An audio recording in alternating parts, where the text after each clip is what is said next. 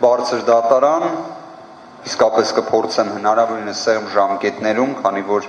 բոլորս էլ գիտակցում ենք իսկապես, որ սույն գործով արդարադատության իրականացման համար առավել սեղմ ժամկետներ են նախատեսված եւ այդ հրամայականը եւս մենք հաշվի ենք առնում օրենսդրի կողմից սահմանված, բայց միաժամանակ կփորձեմ նաեւ, քանի որ էական հանգամանքներ էլ կան, դրանք ամբողջությամբ լիարժեք ներկայացնել բարձր դատարանին։ Երեք ես ներկայացրեցի մեր կողմից ներկայացված դիմումի մի խումբ հարցեր։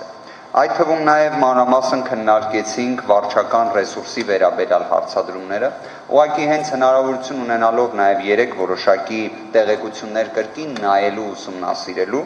ուզում եմ նաև վարչական ռեսուրսի չարաշահման, նշվածի նման համատարած օգտագործման տեսանկյունից բարձր դատարանի ուշադրությունը հրավիրել 2021 թվականի հունիսի 4-ի վարչապետի կողմից ընդունված 3 անհատական ակտերին 613, 614, 617։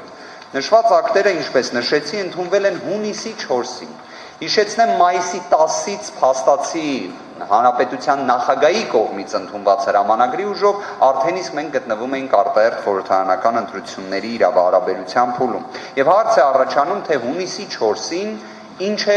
ինչ որոշում է ընդունում Հայաստանի Հանրապետության փաստացի վարչապետի պաշտոնակատարը։ Որոշում է ընդունում Արագածոտնի, Գեղարքունիքի, Վայոց ձորի մարզպետի տեղակալներ նշանակելու մասին։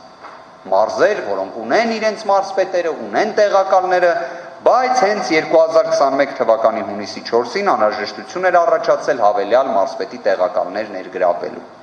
Վարչական ռեսուրսի չարաշահման տեսանկյունից նաև միջնորդություն ներկայացնելով բարձր դատարանին, բարձրաձայնել էինք ոչ թե միայն զուտ այն հանգամանքը, որ գերավճարների վերադարձման որոշումն է հենց արտահերթ խորհրդարանական ընտրությունների փուլում իրականացվում, մենք որպես տիպային օրինակ բերել էինք Տավուշի մարզպետի կողմից որոշումը համայնքներին գումարի վերաբաշխման վերաբերյալ, այլ նաև միջնորդությամբ հավելյալ հիմքեր էինք ներկայացրել, նույն օրինակ Սյունիքի մարզպետի վարքագծի վերաբերյալ, ինչպես նաև հայտնի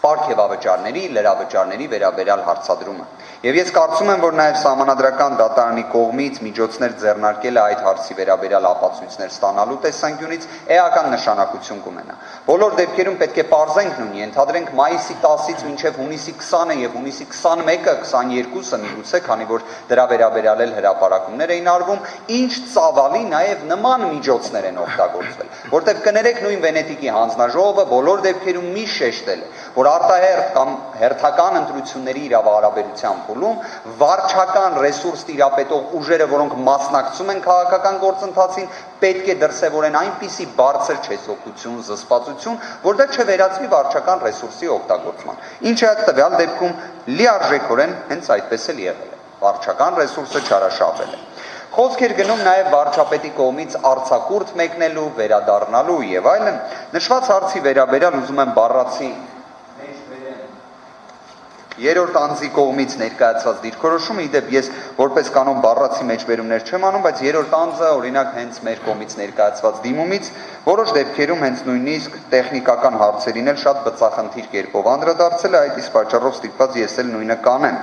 Երրորդ անձը դիրքորոշման մեջ 4.4.31 էջ բարձր դատարան Բառացի նշել է, վերոգրալից զատ, սակայն պետք է նաև նշել, որ 2021 թվականի նախընտրական քարոզարշավում մասնակցելու համար Նիկոլ Փաշինյանը 2021 թվականի հունիսի 7-ից գտնվում է արձակուրդում։ Հունիսի 7-ից գտնվել է արձակուրդում, բայց վերադարձել է ամենապատասխանատու փուլում, այն է հունիսի 19-ից եղել է վերադարձած աշխատանքային պարտականություններին, հետևաբար 7-ից չի գտնվում արձակուրդում։ Շարունակելով, բարձր դատարան, երբ մենք խոսում էինք անձնագրային վիզաների վարչության կողմից հունիսի 20-ին տեղեկանք տրամադրելու մասին, ինձ մոտ տպավորություն առաջացավ, որ հնարավոր է այս խնդիրը այդքան ճիշտ ձևով չեմ ձևակերպել բարձր դատարանի առջև։ Բարձր դատարան։ Անձնագրային վիզաների վարչությունը կարող է նաև քվեարկության օրը համապատասխան տեղեկանքներ տրամադրել։ Դա նորմալ երևույթ է։ Աննորմալ երևույթ է։ Ընտրական իրավունքի խախտում երևույթ է, երբ ամսի 20-ին տրամադրվում է տեղեկանք հաշվառում չունեցող անձանց, իսկ մեր կողմից դիմումինքից հենց ներկայացվել էր նման մի դեպքի վերաբերյալ օրինակ, ներկայացնելով նաև պնդում, որ դա չի եղել մեկ դեպք, այլ կրել է բավականին զանգվածային բնույթ։ Մեր կողմից տվյալը, որը ներկայացրել ենք, ես հիմա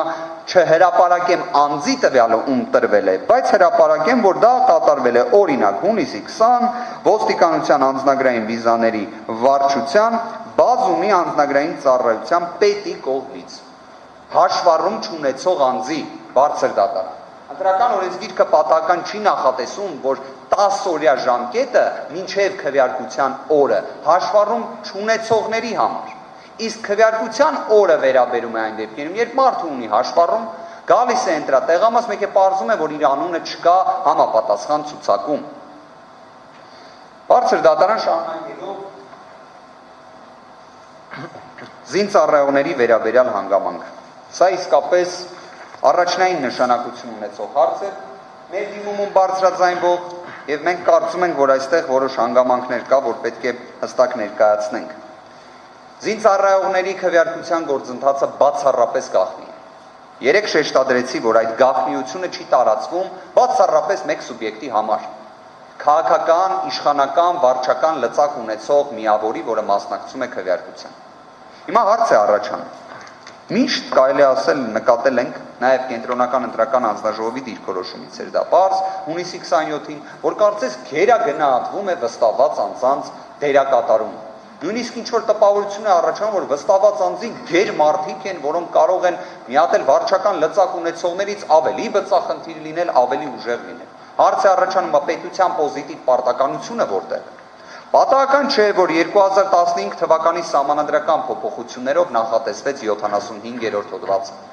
որ պետությունը ինքը պետք է երաշխավորի ընթացակարգային եւ կառուցակարգային լուծումները, որպեսզի անձին կարողանան իրենց իրավունքները լիարժեք իրացնել։ Հիմա հարց է առաջանում զինծառայողների դեպքում, առհասարակ ցանկացած զինծառայողի քվեարկության դեպքում, ինչպես է այդ կառուցակարգերը նույն վստահված անձանց մասով իրականացվելու։ Չէ՞ որ մենք խոսում ենք այնպիսի մի գործընթացի մասին, որ բոլորս հասկանում ենք։ Զինծառայողներին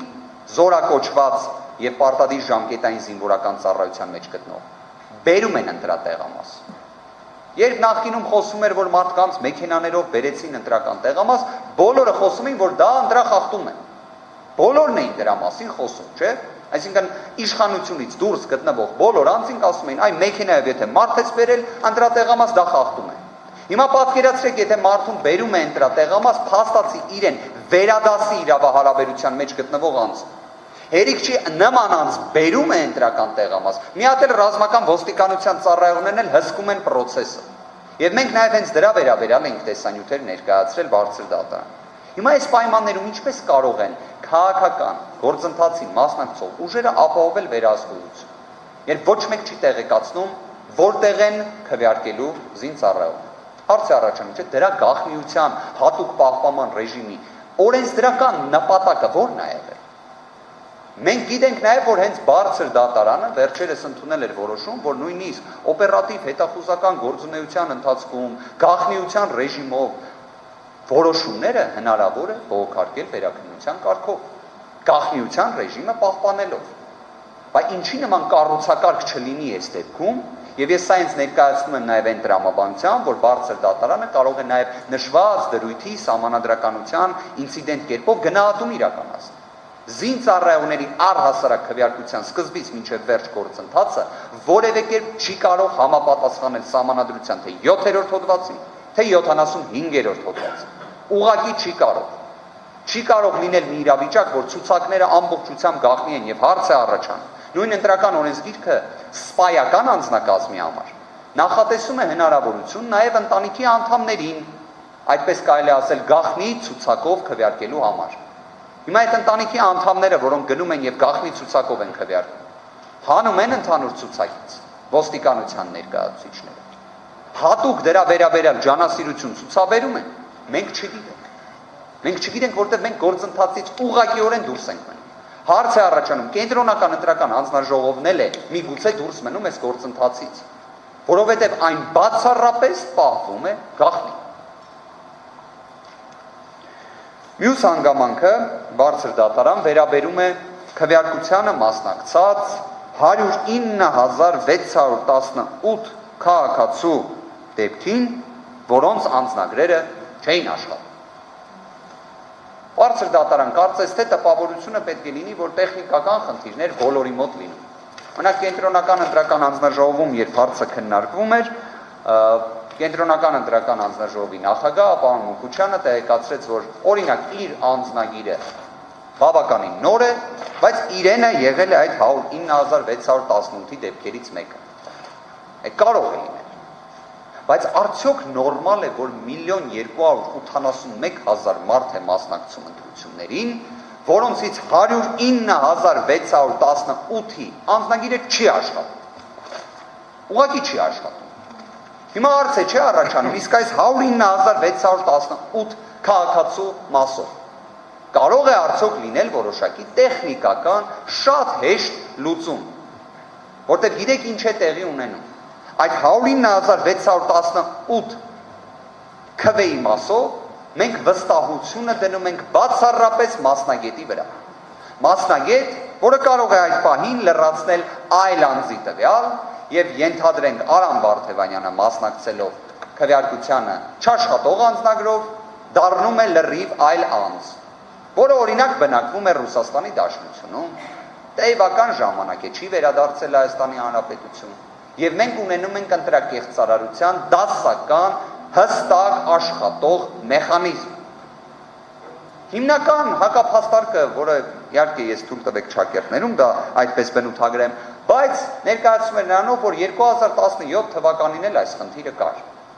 Այն ժամանակ 230,000 դեպքեր անձնագիր չաշխատելու։ Նախ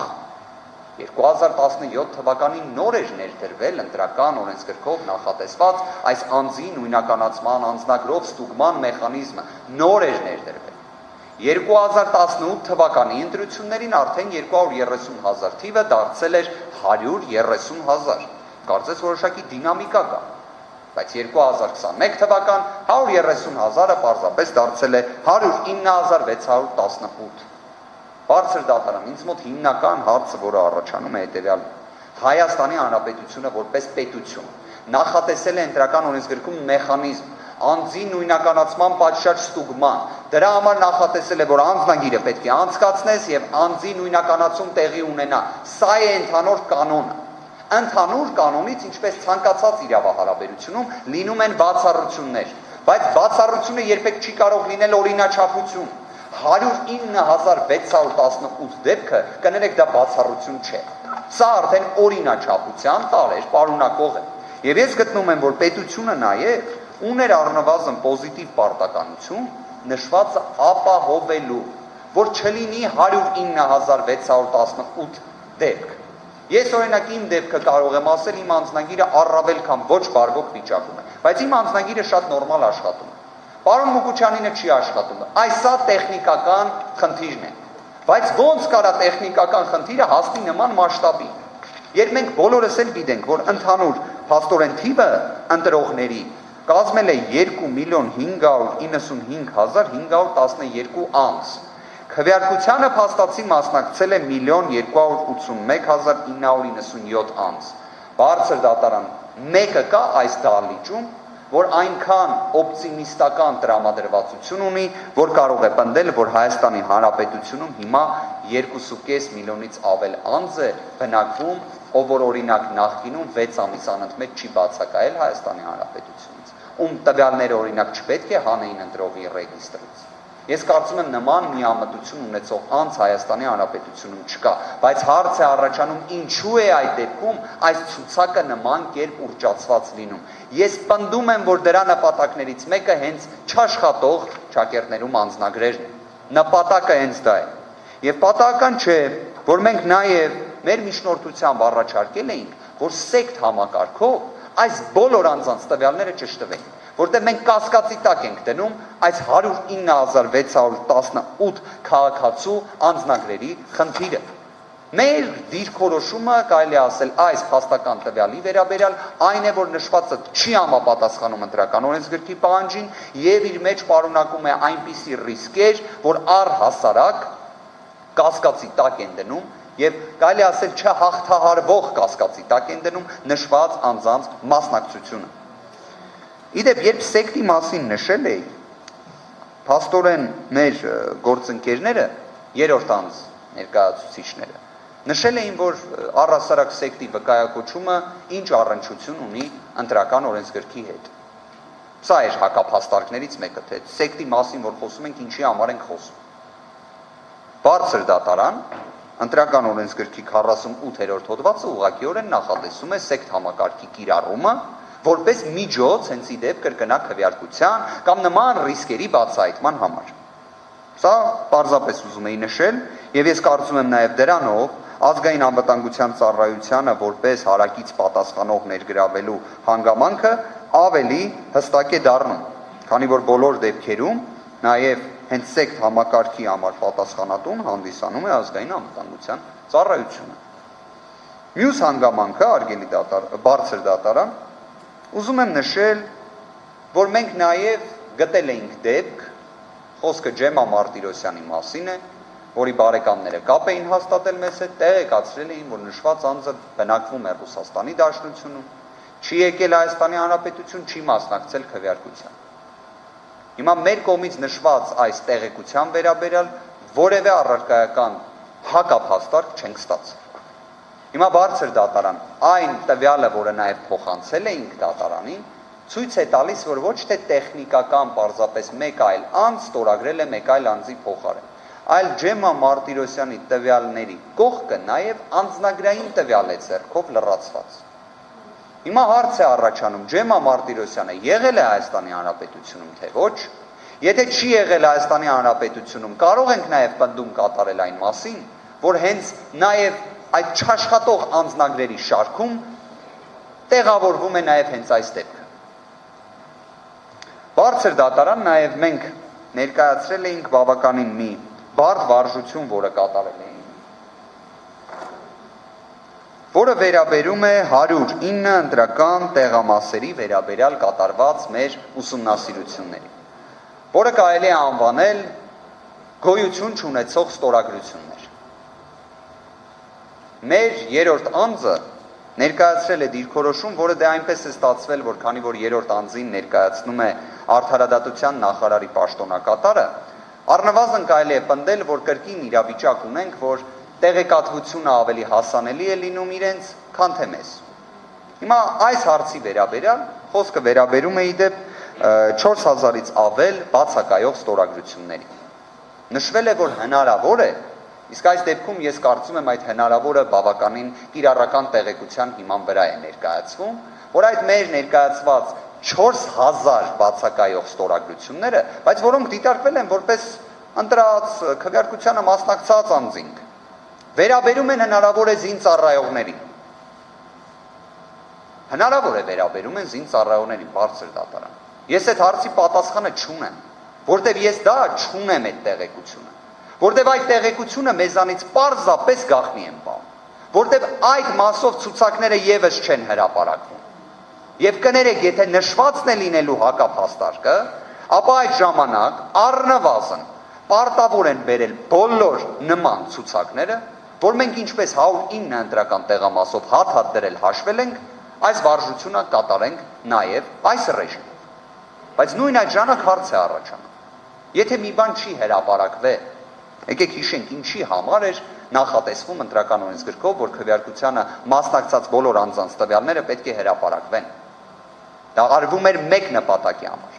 որ ընտրական գործընթացի նկատմամբ վստահությունը բարձրանար, կասկածները փարատվեին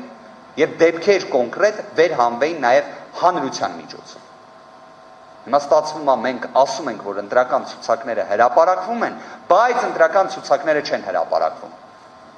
Դե գիտեք, կան ցուցակներ, որոնք պետքա չհրապարակվեն։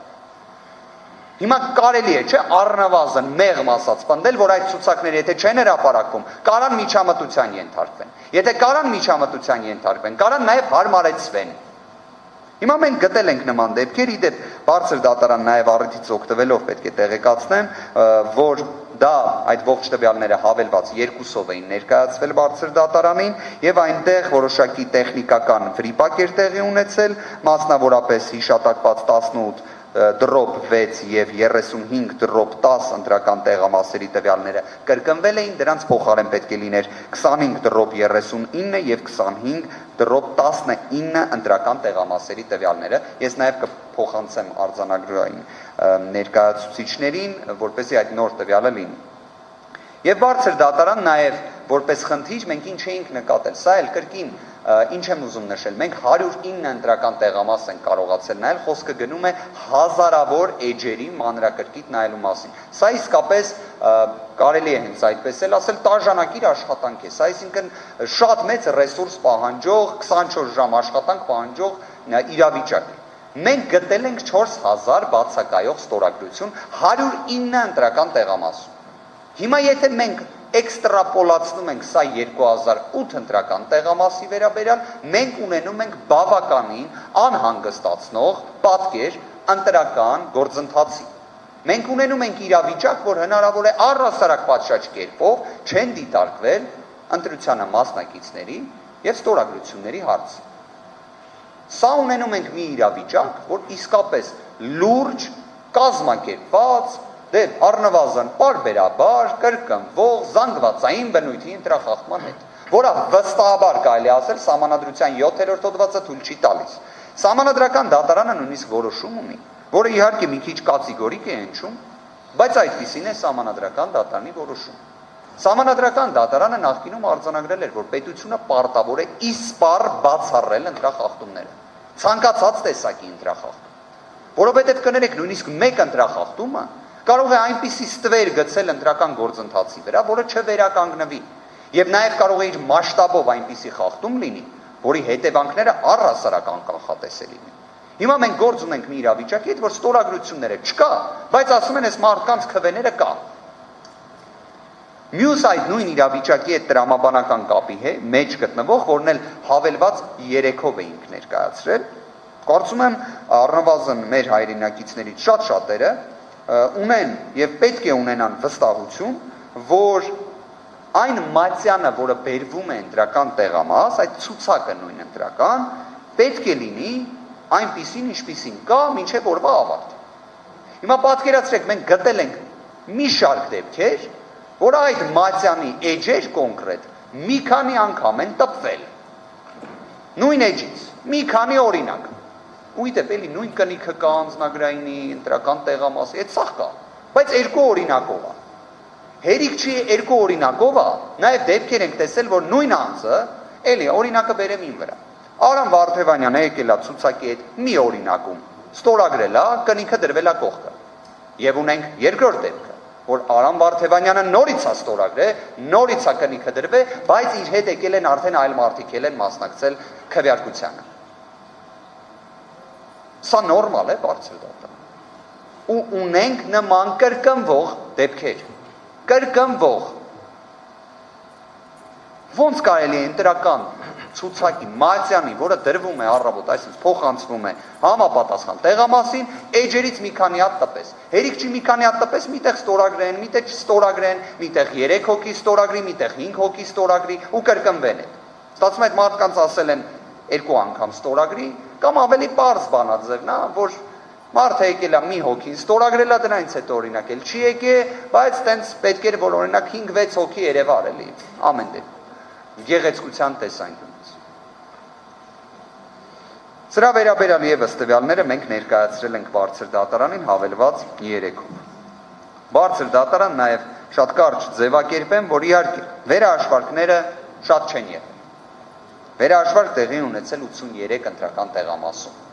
Բայց այդ վերահաշվարկի արդյունքում Հայաստան Դաշինքի ձայները ավելացել էին օրինակ 742 ձայնով։ Նորից են վերադառնում Սահմանադրական դատարանի կողմից նախկինում ուղղակի հնչեցրած որոշման։ Չպետք է այս իրավիճակը լինի։ Այսինքն պետության պոզիտիվ պարտականությունն է, որ բացառի այս իրավիճակը։ Գիտեմ, որ հնարավոր հակափաստարկներից մեկը ինչը չպետք է լինի, վստահված անձանց կարգավիճակը, գործունեությունը եւ այլն։ Նախ կարծում եմ Ես խնդրում եմ դրությունը պահպանել, եկեք հարգանքով մոտենանք եւ դատավարությանը եւ բացատրության խոսքով հանդես եկողին։ Շնորհակալություն։ Շնորհակալություն։ Կրկին վերադառնում ենք Սահմանադրական դատարանի 1364 որոշմամբ արտահայտված դիրքորոշման, որ այս իրավիճակը պետք է բացառել, բայց այդ իրավիճակը ոչ թե պետք է բացառեն վստահված անձինք, այլ պետությունը պետք է բացառի։ Պետությունը տվյալ դեպքում այս իրավահարաբերությանը մասնակցում է կենտրոնական ընտրական անձնաժողովի եւ իր համապատասխան կառուցվածքային միավորների միջոցով,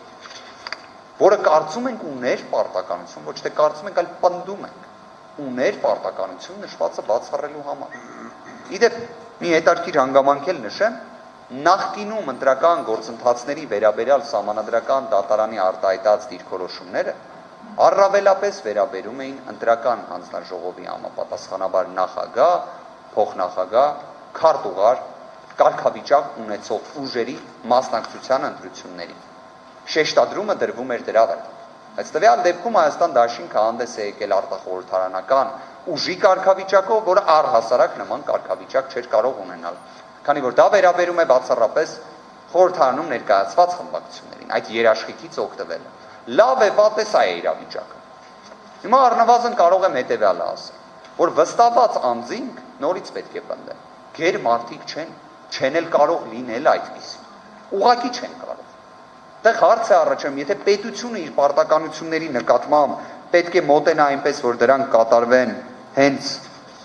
վստահված անձանց միջոցով, հարց է առաջանում առհասարակ պետությունը ինչ պարտականություն է ստանձնում այդ դեպքում։ Վստահված անձինք դա լրացուցիչ օժանդակ մեխանիզմ են, բայց պատասխանատուն չեն։ Հիմա ես նույն կերպ մի օրինակ բերեմ։ Ենթադրենք քրեական դատավարության շրջանակներում անձին կալանավորելու միջնորդություն են ներկայացնում։ Անձը չունի փաստաբան։ Անձը մենակ ներկայացել է դատարանի առջև, հիմա դատարանը ինչա որ փաստաբան չունի, պետք է կալանավորի, իհարկե ոչ։ Պետք է ստուգի օրինականությունը եւ նույնիսկ փաստաբանի բացակայության դեպքում էլ կարող է մերժել կալանավորման միջնորդությունը։ Փաստաբանը կարող է օժանդակ տեղեկություն տրամադրել, օրինակ փաստաբանը ինքը դատարանի ուշադրությունը հրավիրի X կամ Y հարցերի վրա։ Այո, դա կարող է նշանակություն ունենալ։ Այո, բայց չէ որ ինքը պետությունը իր պարտականությունները այսպես թե այնպես պետք է կատարի։ Եվ բարձր դատարան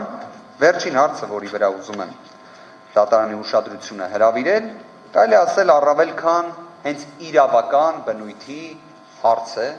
որի վերաբերյալ իհարկե շատ կարևոր կլինի Սահմանադրական դատարանի կողմից գնահատական տալը։ Ինչ պատկեր ունենք այսօր։ Ունենք հետևյալ պատկերը։ Քաղաքական ուժը ստանում է 53% հանրության վստահություն։ Դրա դիմաց ստանում է 71 մանդատ, որը 1 մանդատով պակաս է ազգային ժողովում 2/3-ին բավարար ներկայացվածություն ունենալու համար։ Իդեպ, եթե համեմատականել ենք անցկացնում 2018 թվականին հենց այդ պատկերն էր, 3 տարի անց դե փաստացի ըստ արդյունքների, որը որ հրապարակվել է, որի հետ կապված այս մեր բոլոր մտահոգությունները առհասարակ հաշվի չեն առնվել, 200,000-ից հասնող ձայն պակաս է ստանում այդ ուժը, բայց տարբերությունը իր ազգային ժողովում ներկայացվածության 1 մանդատ է։ Այսինքն 200,000 թվեն 1 մանդատ։ Ինչի արդյունքում է սա լինում։ Սա լինում է ընտրական օրենսգրքի համապատասխան բանաձևի իրացման արդյունքում։ Բայց այստեղ մեկ հարց է առաջանում։ Եթե ուժերից մեկը ունենում է նման ծավալի ներկայացվածություն ազգային ժողովում, մենք ունենում ենք մեղմ ասած ժողովրդավարության խնդիր։ Բնական է, որ խորհրդարանական կառավարման համակարգում ազգային ժողով գործադիր իշխանության ներկայացուցիչներ գրեթե միաձուլվում, որտեղ ազգային ժողովի հիմնական հաղթած խմբակցությունը փաստացի եւ վարչապետ նշանակելու առաջարկությունը ներկայացնելու, որը փաստորեն չնշանակելու լիազորություն հանրապետության նախագահը չի ունենում, բայց կառավարություն ձևավորելու պատասխանատվությունն է ստանում։ Դրա մանդատն է ստանում։ Սահմանադրությունը իդեպ հենց դա էլ պահանջում է ընտրական գործընթացից, որ լինի կայունություն կառավարության ձևավորման համար։ Բայց ինչ նաև հետաքրքիր բաներ էր ասվում Սահմանադրության հայեցակարգից մինչև նախագծի հիմնավորումներ։ Այսպես 2013 թվականի սեպտեմբերի 4-ին հրամանագրով Հանրապետության նախագահի ձևավորվել էր Սահմանադրական բարեփոխումների մասնագիտական հանձնաժողով։ Նշված մասնագիտական հանձնաժողովը երբ ներկայացրել էր հայեցակարգը Սահմանադրական 2015 թվականի փոփոխությունների, գրվել էր հետևյալ ձևակերպումը. Օրենսդրության բնագավառում ընդդիմության դերի բարձրացման համար կարևոր գործոն կարող է հանդիսանալ օրգանական, սահմանադրական օրենքների ներմուծումը, քանի որ դրանց ընդունման համար անհրաժեշտ է որակյալ մեծամասնություն, այդ օրենքների ցանկը պետք է սպառիչ կերպով ամրագրվի սահմանադրությունում։ Այնուհետև հենց Սահմանադրության 2015 թվականի փոփոխությունների նախագծի, որը արդեն հետագայում ընդունվեց Սահմանադրի կողմից, հստակ ձևակերպվել էր հետևյալը. ընդդիմության դերի ուժեղացումը։ Քանի որ խորհրդարանական համակարգում հիմնական քաղաքական բաժանարար գիծը ոչ թե կառավարության եւ խորհրդարանի, այլ քաղաքական մեծամասնության եւ խորհրդարանական փոքրամասնության միջև է, ապա խորհրդարանական փոքրամասնությանը նախագիծը վերապահել է իր դերին համարժեք իրավունքներ։ Սահմանության նախագծի մասին է խոսքը։ Նախագիծը սահմանել է այն օրգանական, սահմանադրական օրենքների սպառիչ ցանկը, որոնք պետք է ընդունվեն որակյալ մեծամասնությամբ։ Այն է ազգային ժողովի պատգամավորների ընդհանուր թվի ձայների առնվազն 3/5-ով։ Խոսքն այն օրենքների մասին է, որոնք անմիջականորեն ազդում են մարդու հիմնական իրավունքների եւ ազատությունների, ինչպես նաեւ պետական իշխանության կազմակերպման վրա, որտեղ ավելի մեծ կայունություն եւ ավելի մեծ համաձայնություն է պահանջվում, քան սովորական օրենքների դեպքում։ Սահմանադրական օրենքների շրջանակը բավական նեղ է սահմանված, այնպես որ դրանք խոչընդոտ չդառնան բնականոն ժողովրդավարության քաղաքական գործընթացների համար։ Բարձր դատարան։ Ինչպես տեղեկացված ենք, փաստորեն Սահմանադրության նախագծի, Սահմանադրի ոգու, կամքի, իրավիճակի հետ ունենք կտրուկ անհամապատասխանություն։ Այդ անհամապատասխանությունը ունեցել ենք նաև 2018 թվականին եւ այդ անհամապատասխանության վիճակը փաստորեն պետք է ունենանք նաև, եթե Սահմանադրական դատարանը, բարձր դատարանը այս հարցի վերաբերյալ առավել հստակ եւ նույնիսկ կոնկրետ սահմանադրական արդարադատություն չիրականացնի, կունենանք նույն պատկերը։ Բայց ինչն եմ ուզում այստեղ ընդգծել։ Սահմանադրական դատարանը վերջերս ՍԴՎ 1590 որոշումներ ընդունել։ Այդ որոշման հետ կարելի ասել իմ առնվազն գիտական գործունեության շրջանակներում ունեմ իմ անհամաձայնությունները, որոնք նաև արտահայտելու եմ այդ տիրույթում, բայց ինչն եմ ուզում այստեղ արձանագրել։ Սահմանադրական դատարանը 1590 որոշմամբ հղում էր տվել Սահմանադրության 2020 թվականի փոփոխությունների նախագծի հիմնավորումներին։ Այսինքն այն նախագծի, որի հիմնավորումներին կամ նախաձեռնմանը ես հիմա չեմ ցանկանա անդրադառնալ դրա մասին բազմիցս խոսել եմ, բայց բոլոր դեպքերում բարձր դատարանը Սահմանադրության համապատասխանության գնահատում կատարելու ընթացքում հղում էր տվել հիմնավորումներին։ Հիմա նույնը նաև ես առնվազն ակնկալում եմ բարձր դատարանից այս հարցի դեպքում, որը կներեք շատ ավելի էական, լուրջ հարց է իրենից ներկայացնում, քանի որ խոսքը գնում է առհասարակ զսպումների եւ հակակշռիլների մեխանիզմի գործելու մասին, ժողովրդավարության սկզբունքի գործելու մասին եւ առհասարակ ողջամտության մասին։ Բարձր դատարան, ես սրանով արդեն ամփոփում եմ խոսքս, ըստ էության փորձեցի հնարավորինս կարճ ներկայացնել եւ մեր պահանջն է տվյալ դեպքում Սահմանադրական դատարանի մասին Սահմանադրական օրենքի 77-րդ հոդվածի անվավեր ճանաչելով կենտրոնական ընտրական հանձնաժողովի համապատասխան որոշումը 3 հնարավոր որոշումները նաև մենք խնդրում ենք դատարանին։ Բնական է, որ դրանցից մեկն է ընտրվելու։ Բայց նաև հաշվի առնելով, որ դրա վերաբերյալ առհասարակ մենք իրավակիրառական պրակտիկա չունենք, Սահմանադրական արդարադատություն 77-րդ հոդվածի 13-րդ մասի վերաբերյալ առհասարակ չի իրականացվել։ Եվ ես կարծում եմ նաև հենց այս տեսանկյունից սույն վեճի լուծումը նաև ուղենիշային է լինելու Հայաստանում ընտրական վեճերի լուծման տեսանկյունից։ Կարծում եմ նաև այդ մասով էլ այս վեճի լուծումը առանցքային նշանակություն է ունենալու։ Եվ այո, որ մենք գտնում ենք այստեղ անվավերության հիմքերը, առկա են, միանշանակ պնդում ենք։ Այն, որ տվյալ դեպքում ընտրության արդյունքները առհասարակ անվավեր ճանաչելու հիմքերը կան, պնդում ենք։ Դրանք պայմանավորված են թե քանակական, թե որակական այն իրավախախտումների հետ կապված ընտրական ոլորտում, որոնք ներկայացրեցինք։ Տվյալ դեպքում բարձր դատարանին նաև խնդրում ենք, որ եթե արձանագրվում է անվավեր ճանաչելու հանգամանքը, օգտվել նաև այդ կամ հնարավորությունից։ Կամ նշանակել երկրորդ փուլ, կամ ապահովել մանդատների պաշտպան նոր կարգ։ Շնորհակալություն բարձր դատարան։